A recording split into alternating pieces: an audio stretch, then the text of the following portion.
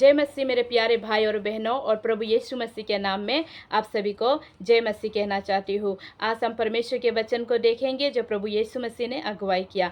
तो मैं सबसे पहले आप लोग को बोलना चाहती हूँ, अगर आप लोग को प्रार्थना की आवश्यकता है तो कमेंट बॉक्स में आप लोग लिखिए, मैं हमेशा आप लोग को प्रार्थना में याद करूँगा। तो चलिए भाई और बहनों, आज हम परमेश्वर के वचन को सीखते हैं कि आज परमेश्वर का आत्मा क्या वचन को लाया है और क्या वचन को बोलने के लिए प्रभु का आत्मा अगुवाई कर रहा है। क्योंकि जब प्रभु का आत्मा अगुवाई करेंगे कुछ बातों को बताने के लिए, उस टाइम देखिए पवित्र आत्मा आपको समझा देते हैं ना। तो वचन के द्वारा प्रभु काम करते हैं और वचन से प्रभु बातें करते हैं। तो चलिए भाई और बहनों, आज हम परमेश्वर के वचन को लाए हैं, जो मैं आज लाई हूँ नीति वचन, जिसे इंग्लिश में बोलते हैं प्रोवर्ब्स, और चैप्टर 6 और वर्स में 23 को लाई हूँ, जिसमें परमेश्वर का आत्मा आपको और मुझे क्या बताना चाहता है। इस वचन से प्रभु यीशु मसीह आपको और मुझे क्या बातों को सिखाना चाहता है, उस बातों को हम देखेंगे। तो आज का वचन को मैं लाई हूँ, जहाँ में परमेश्वर का वचन कहता है, आज्ञा तो दीपक है और शिक्षा ज्योति, और सिखाने वाले की डांट जीवन का मार्ग है। देखिए कितना सुंदर वचन है।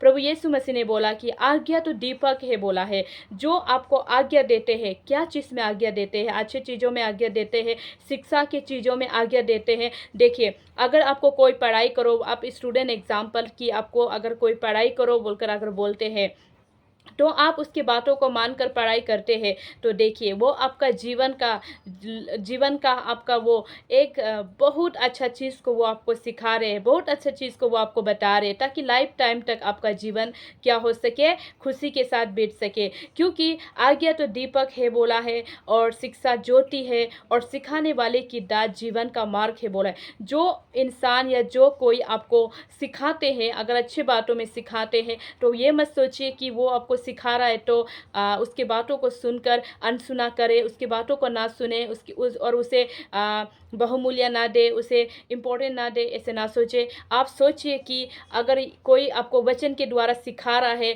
वचन के द्वारा बोल रहा है, वचन के द्वारा आपको बता रहा है, तो आप यही बात में परमेश्वर को धन्यवाद दीजिए। प्रभु से कहे कि प्रभु, जो आप मुझे वचन के द्वारा बोलने दे रहा है, वचन के द्वारा सिखा रहा है, वचन के द्वारा बातें कर रहा है, सच में परमेश्वर पिता प्रभु, मैं इस बातों को रिसीव करता हूँ, मैं इस चीज़ों को अपने जीवन में लेता हूँ बोलकर जब आप इस बातों को कहोगे, जब उस बातों को आप बताओगे, अपने जीवन में आप भरपूर आशीष को पाओगे। क्योंकि प्रभु यीशु मसीह बोला है, क्योंकि हमारा जो पैर है, जो हम चलते हैं, उस पैर को पे चलते हैं, तो अगर उसमें अगर हमें सही मार्ग पर अगर कोई नहीं ले जाएगा, तो हम गलत रास्ता पर भी हम चल सकते हैं।